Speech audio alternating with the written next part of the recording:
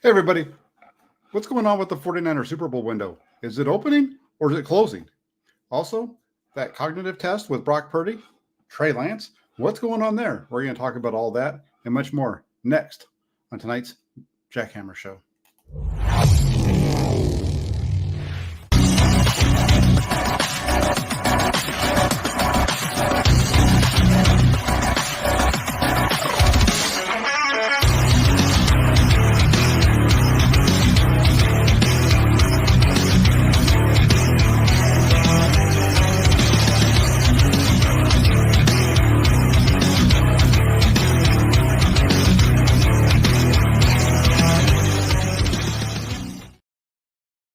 Hey, everybody. Hope you're doing well and getting ready for the NFL Scouting Combine kicking off in full force today with the on-field activities today in Indianapolis. Today was the focus of the day was the defensive linemen and linebackers. The 49ers going into this offseason with some needs around that defensive line. So definitely something to keep an eye on there. Today was, like I said, the defensive linemen, linebackers. Tomorrow, we're going to see the DBs get to work, and along with some special teamers. And then on Saturday, as you get into the weekend, that's when you start to see the things that everybody likes to see: the quarterbacks, the receivers, the tight ends, and then also you get a chance on Sunday. That'll be the wrap up, and that's when you're going to see the offensive linemen out there along with the tight ends and the running backs. Excuse me. So a lot to look at forward to over the next couple of days in terms of the Scouting Combine. One of the big names today that jumped out was the defensive lineman by the name of, let me see if I can pronounce it, Adetomiwa Adebawori. That's awful, Jack. Terrible. Adamatoma Adebawori. I'm not sure how you pronounce the guy's name. He's 280 pounds. He ran a 4.640, I believe it was the number I saw today. Just flying for a man over 280 pounds. He ran his split in terms of the first to 10-yard split, 1.61. Put that in perspective. That's just right behind what Brock Purdy ran. Brock Purdy and not only Brock Purdy, but Brock Purdy and also Christian McCaffrey both having 1.55 second 10-yard splits. So this 210-pound defensive lineman put it in at 1.61. That shows how quick he is off the ball. And he's expected to. There's some thought that he could be there late in the first round, in the third round, around the time when the 49ers are supposed to pick. It'll be interesting to see how this all plays out. But that's just one of the names that jumped out today. Another one to keep an eye on out there really quick, if you're watching that now on a recap or getting ready to follow up with this, is Viliami Fehoko. He's a edge rusher out of San Jose State. Big dude, 6'4".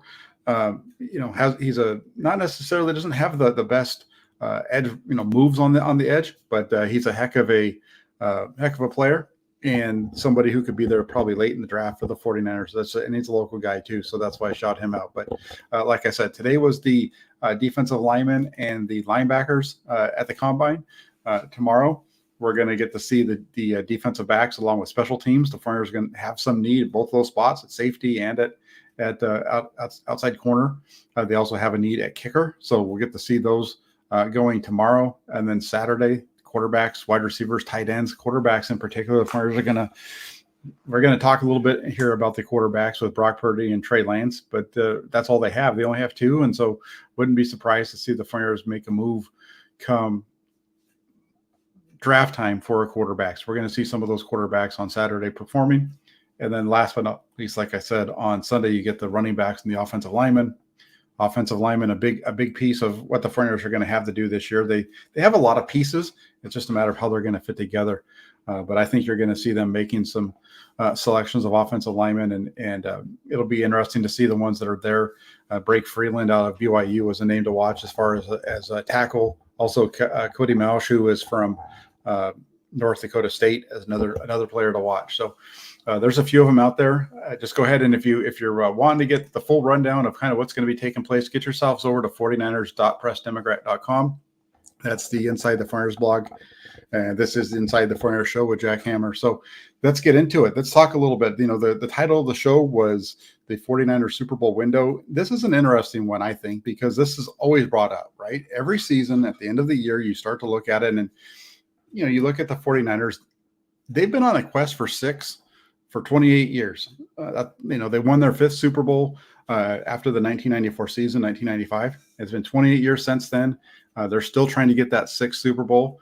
They've come close recently, reaching the Super Bowl and 2 NFC championship games over the last 4 seasons, but they keep coming up short. And, like I said, the one question that's been coming up, and it's been very consistent since 2019 and the loss in Kansas City, is how long is this 49ers Super Bowl window going to be open? And I'm going to answer that one real quick, and then I'll explain it to you. I think the answer is really simple here. I think that as long as Kyle Shanahan is in charge, running the offense, and he has a healthy quarterback, the 49ers are going to be contenders, and that window is going to be open. They have, you start to look at this team. Let me kind of explain that. You look at Shanahan and general manager John Lynch and what they've done to build a roster which just doesn't show any kind of signs of falling off. If you go back to 2019, they've changed nearly their entire offensive line. The only member of that starting offensive line still on the roster is Mike McGlinchey. The other 4/5 of the offensive line turned over. And if you look at the reports out there, McGlinchey's not going to be back. He's going to be replaced by either Colt McKivitz or Daniel Brunskill as far as in-house candidates, or one of those draft picks, maybe they bring a free agent in. And that just speaks to the core that Shanahan and Lynch have been able to put together. They have young stars, Fred Warner, Nick Bosa, Talanoa Hufanga was just named an All-Pro in his first year as a starter, Charvarius Ward outside on one of the cornerback positions on the defense, and then you have Dre Greenlaw. That's just the defensive side. Then you flop over to the other side, and you have Brandon Ayuk, Deebo Samuel, George Kittle, Christian McCaffrey, Kyle Juszczyk, Trent Williams.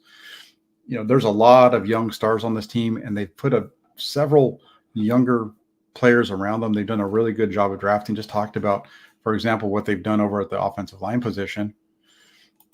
And then you take a look at what they're doing on the defense, what they've been able to do at the defensive side. And you have Nick Bosa, Eric Armstead. They're there, to anchor that defensive line. They're solid in there. And around those two, they have Drake Jackson, Javon Kinlaw. Jackson needing to step up here as he goes into year 2. I think, you look at for Drake Jackson, for example, this is a guy who spent all last offseason getting ready for the draft.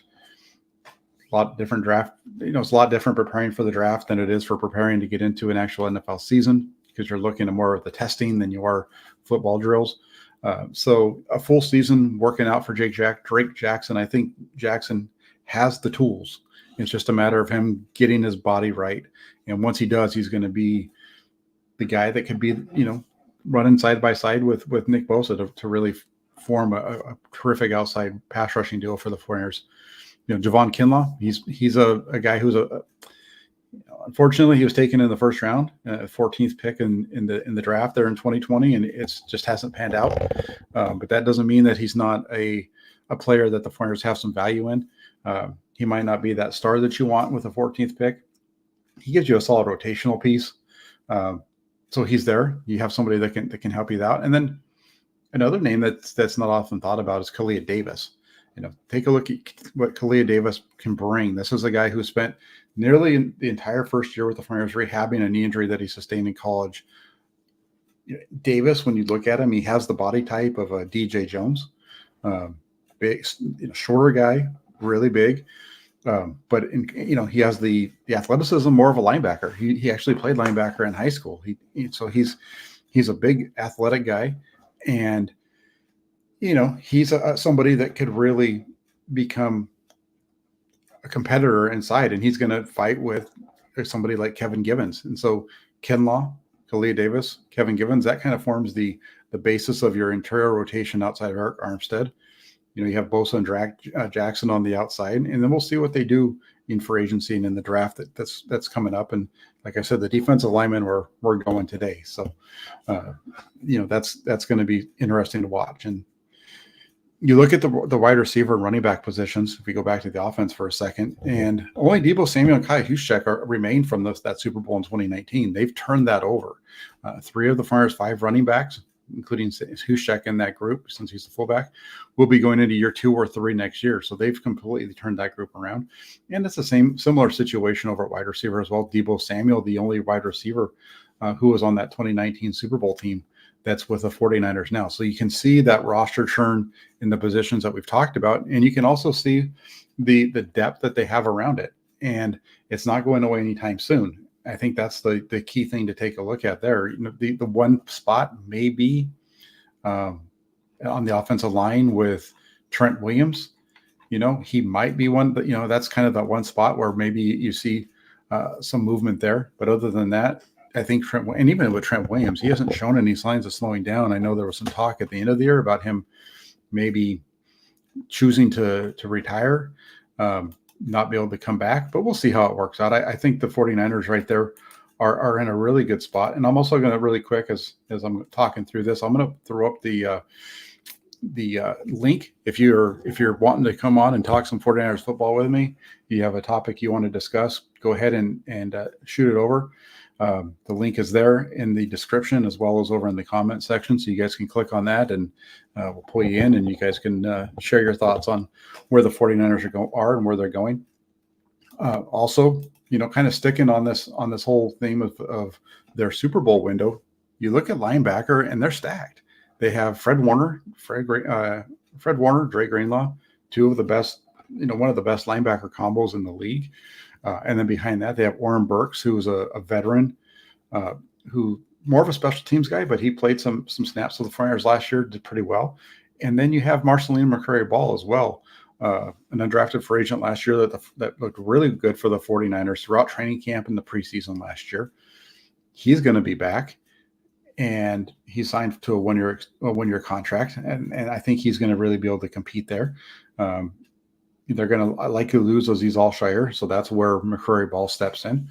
And then another name to keep an eye on is Demetrius Flanagan-Fowles. He's slated to become a restricted free agent. However, the 49ers can tender him, which would keep him as a member of their team. And if they can't come, and the whole piece there is if they're not able to strike a longer-term deal. The 49ers don't want to use the tender if they can. They'd rather, it's a little expensive, I think. The 49ers would rather go with a deal that's a little less costly.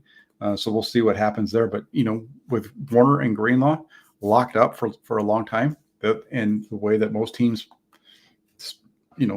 are spending their time, the majority of their reps with only two linebackers on the field. So that works out really well for a team that has a Fred Warner and a Dre Greenlaw. And then, like I said, you look at the other depth behind it. So, I look at this 49ers team and they're just loaded across the board. You get into the secondary.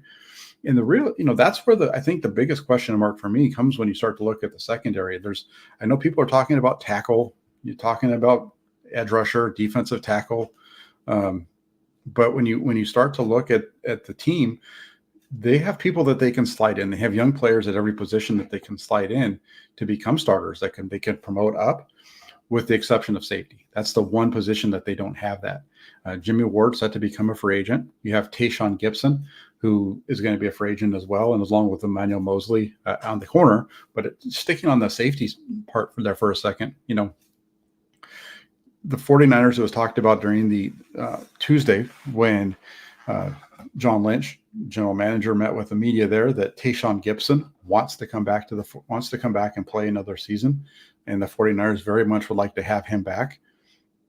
I don't think that should change your strategy at this position, though. I think if you can get Tayshaun Gibson back, and he's going to be your starting safety opposite of Talanoa Hufanga, I think you still go into this draft wanting to target a safety early so that you can get a guy that's going to be able to come in, maybe not start year one, but can start in year two and down the road, so that you're not tied into an aging player for too long. We saw that take place on the offensive line, right?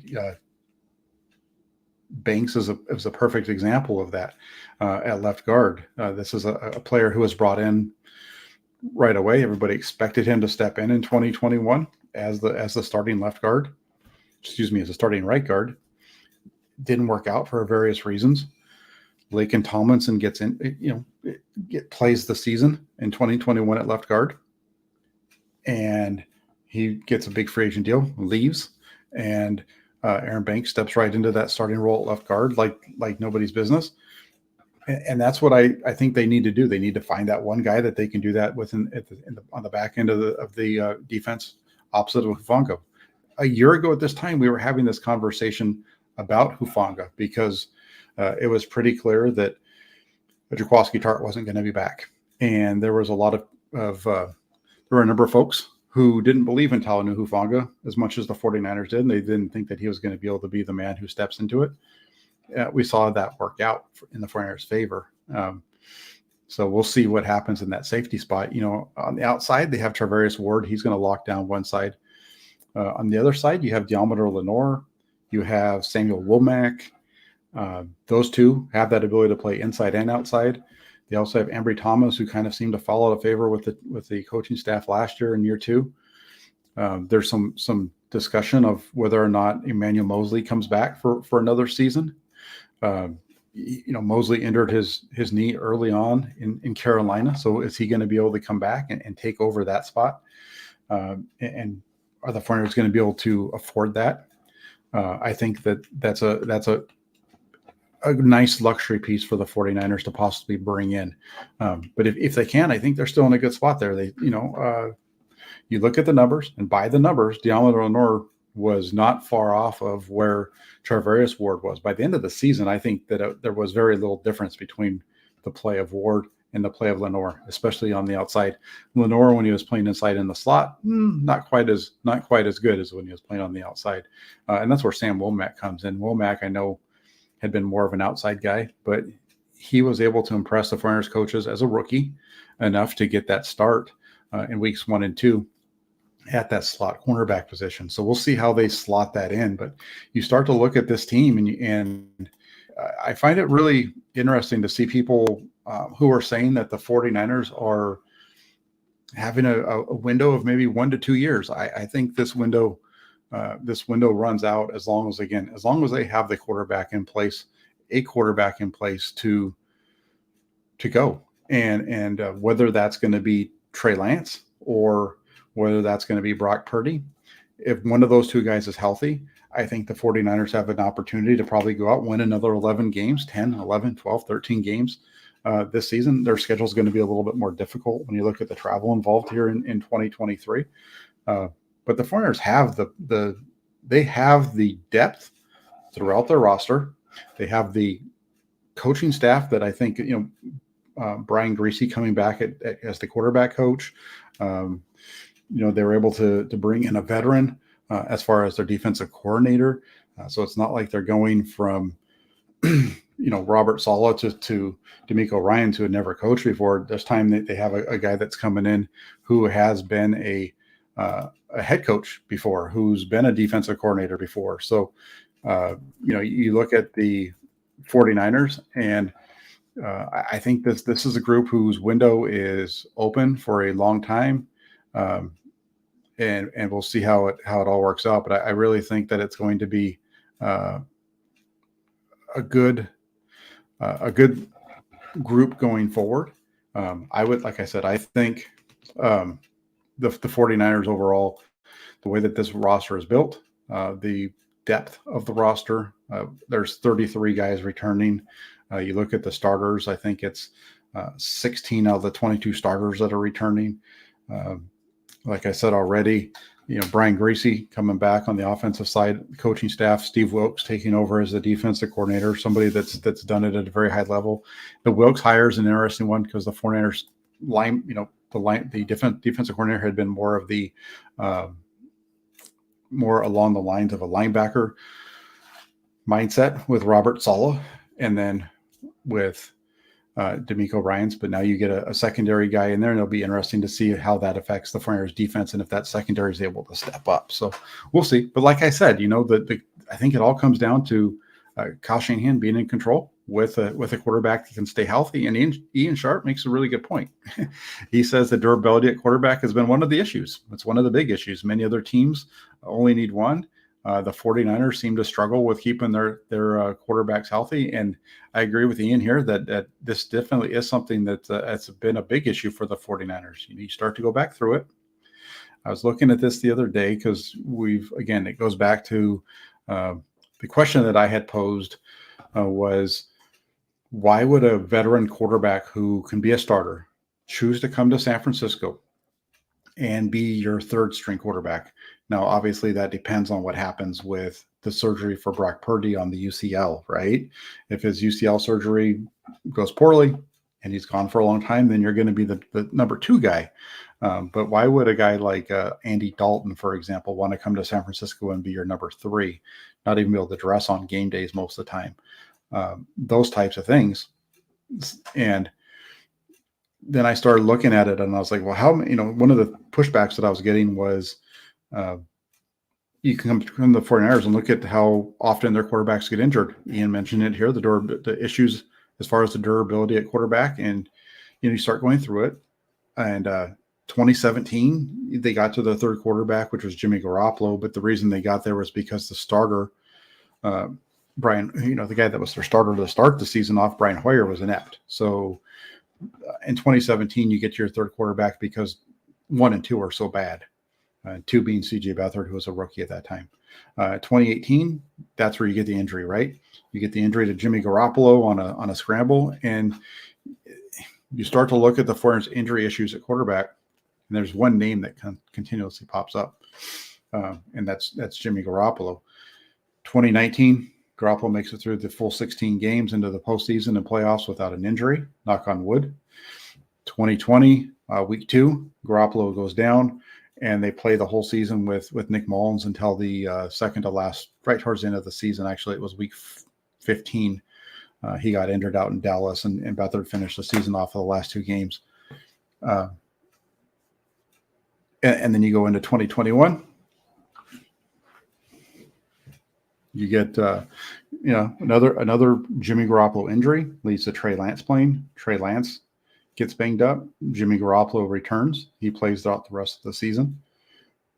And then here in 2022, we know how that played out, where they went through 3 guys again. But I think really when you look at it, it's 2022 and 2020 are the 2 outliers where they had to roll through numerous guys because of injuries. Most of the time, it's been the other 4 seasons were because of just there was some injury stuff involved, but most of it was poor play. If they got to number 3. Right. So we'll see how this whole thing plays out. But their durability definitely has. And I think Kyle Shanahan deserves a little bit of should be under the microscope a little bit there, as far as why is he having so many issues with durability at the quarterback position. I don't know if I would say necessarily that I blame him for the injury to Brock Purdy in the championship game. I definitely think that there was a misjudgment on his part in terms of the scheme in that game and how that all played out. So that's definitely an issue they need to address. They need to figure out what it's going to take for them to keep that quarterback position healthy so that they can have that right moving forward. As far as their Super Bowl window, that's kind of where we are there. I think this window is, like I said, I'll repeat myself one last time. I think the Super Bowl window for the 49ers is wide open as long as Kyle Shanahan is in charge and he can keep his quarterbacks healthy. Let's see if he can do it. Now, really quick to kind of, go through one other piece of information I wanted to talk about tonight really quick, because this has been a hot topic over the last couple of days, is the article from Matt Barrows in The Athletic about the cognitive testing that Brock Purdy went through, the high score that he got. And there seems to be a segment of the fan base that took that as a slight at Trey Lance. And I looked through it, when it first came out, I didn't see the article. I was just basing my views of it based off of a couple of tweets that showed some bits and pieces of it. And then I took the time to actually go in and read the article just to kind of see what was said, the intent behind what was being written. And I'll say this, I don't think there was anything malicious meant towards Trey Lance.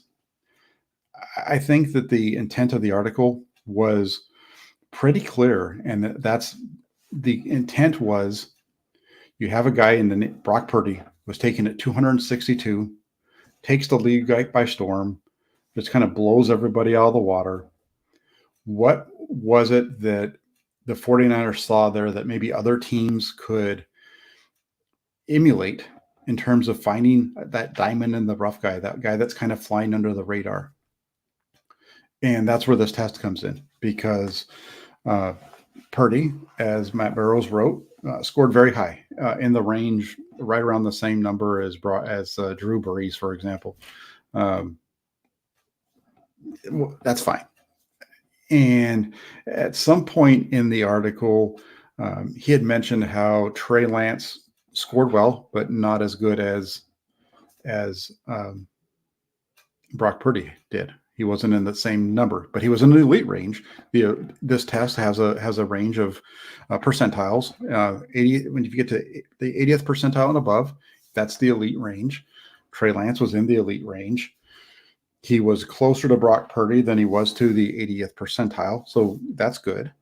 Uh, I just never saw this as, but like I said, I never saw this as a slight towards Trey Lance. And I guess the reason why is because I'm so close to the situation, in that I know from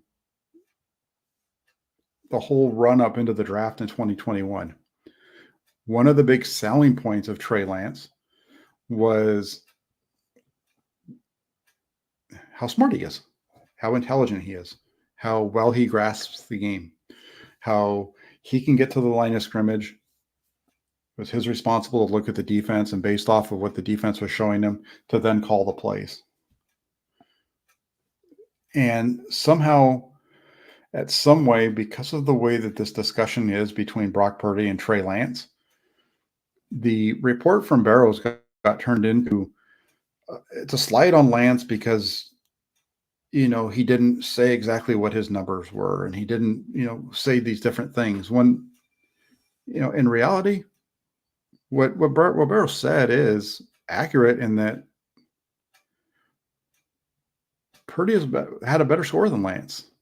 He's a little higher than him. It doesn't mean that Lance isn't smart. Doesn't mean, or not even smart, but that doesn't mean that Lance didn't do well on the test. Doesn't mean that he was, excellent on the test. Just means that Purdy's number was a little bit higher. And I think what I think was missed here is the article was about finding guys at the end. You look at a guy like Trey Lance. You stand Trey Lance and you look at what he can do. Dude's, he's big, he's strong, he's fast, he's got the big arm. He was expected to go in the first round. That guy isn't really important to the article. And I think the mistake, if there was a mistake that was made here, it was even mentioning Trey Lance's name to begin with, instead of just leaving it about Brock Purdy. Because at that point, then there's no, I don't know how there could be issue. Because at that point, if you have an issue with the way the article is written, it's now because Trey Lance wasn't mentioned, period. And if you're upset about Trey Lance, if you would have been upset about Trey Lance not being mentioned, then I think you're completely missing the point of the article. And I think in a lot of ways, the point of the article has been missed by a number of folks. And again, Brock Purdy scored higher on it. Trey Lance scored very well, just below him in that elite range, just not as high. Closer to, remember, there's the 80th percentile to the 99th percentile. That is your elite range. We know that Brock Purdy is at 97. And according to what the doctor said during an interview with Marco Martinez on Marco's YouTube channel, Clutching Sports, based on their conversation, we know that Trey Lance scored closer to Brock Purdy than he scored to the 80th percentile, but we don't know exactly where the number was. Maybe Marco does. Maybe they talked about that offline, and that's fine. But I don't think it really changes what I'm saying here, is that I don't think that it really matters. I don't think there was any malicious intent towards Trey Lance with the way that this article is written. And I just think that this is a real good example of how divisive this discussion is.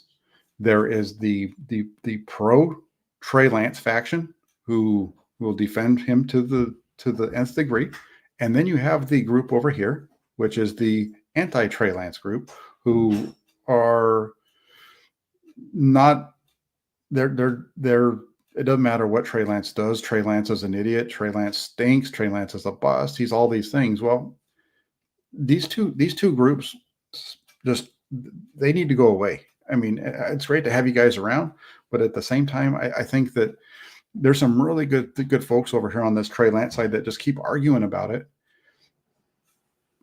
for whatever reason. You're not going to change these guys' opinion. You're not going to change the opinion of the lunatic fringe. It just isn't going to happen. Those guys that are way out there who are, the bus guys, you're not going to change their opinion.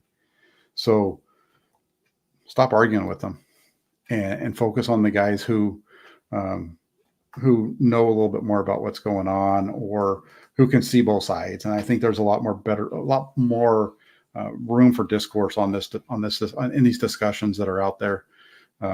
If you do that, because there's some really good folks on that pro Trey Lance side that are really good football people and would like to see that kind of change a little bit. So like I said, I think my big thing here on the cognitive test with Trey Lance, Brock Purdy, and the article in The Athletic is just that I think the point was missed, and it wasn't about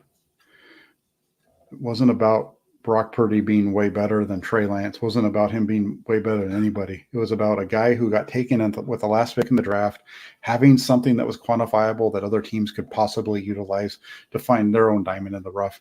And Trey Lance wasn't a diamond in the rough. Trey Lance was a blue chipper. That's why he was taken at 3.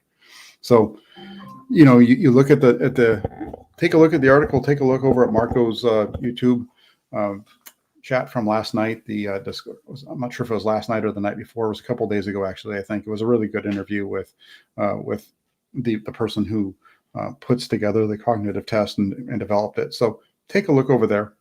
And since we're talking about Trey Lance and Brock Purdy, I get a lot of people on this channel I got a lot of comments with my show from last night about feeling like this channel is anti-Trey Lance or there's a lot of Trey Lance hate over here for whatever reason. And I'll say this, and I'll address it just really quick. If you look at the title of the show from last night and you feel like it was anti-Trey Lance, you didn't watch the show, because the title of the show from yesterday was based around part of a response from John Lynch during his interview at the Combine, where he wasn't 100% behind Trey Lance, and it was kind of like, we'll see what we can do when we get him a chance here. When can we get him those reps? Because he needs to play. And then, I was listening to another interview later on from the Combine with John Lynch, when he was asked about, I don't know if you saw this or if anybody heard this, but John Lynch during an interview was asked if the comments from players like George Kittle, those comments from the players, if the organization agreed with that assessment, and John Lynch said that from what he saw, he feels like Brock Purdy played at a starter level, that he was the starting quarterback, and that these players who were backing him up, and they're doing that because he stepped in and he carried them and he picked them up. I shouldn't say carry them. He picked them up at a time when they needed somebody to be there for them to get them to where they wanted to go. As the third string quarterback, he stepped in. They didn't have any fall off, and they got all the way to the NFC Championship game. And if he doesn't get hit, if they get a little bit better block, if the ball comes out a little bit sooner, a lot of different factors around this, who knows how that game might have played out. I think the Flyers would have had a really good shot of beating the Eagles, but I can't say that they would have. But I think they would have had a really good shot there. And the fact of the matter, right, is that right now Trey Lance is your starting quarterback. There is no other quarterback on the roster that is going to be able to be healthy when this team hits the field for OTAs. They're going to add some guys in free agency and in the draft. But as far as the quarterback position, when they touch the field for the first time in May after the draft for OTAs and on-field work, it's going to be Trey Lance's team, and it's going to be Trey Lance's opportunity. And so all of the discussion about Trey Lance and how good he is or how good he isn't, it's all going to come out over the next 6 months, and we'll start to see where he is. I don't think he's nearly as bad as some people are wanting him to say, and I also don't think he's quite as good as the other people want him to say, at least not yet. So we'll see how it works out. And I want to say thank you to Philip really quick, who put in the super chat. He says, sorry I'm late, Jack. You've always had the most level-headed assessments of Trey Lance. Keep it up. Thank you, Philip. I appreciate it, and I hope so. I need to get better at this YouTube game in terms of figuring out a way to get people riled up enough to watch the show and listen to what's being talked about. While at the same time not going over the edge. I think you look at the way this thing's been played out, and the Flyers made a big move to get Trey Lance, and unfortunately, for whatever reason, some of it being play calling, some of it being different reasons, he's been unable to stay on the field. They made the choice not to start him right away. Got injured in his first start. A lot of that had to do with the fact that he ran the ball so much, what have you. And we're going to see. He was given the only thing when it comes to Trey Lance.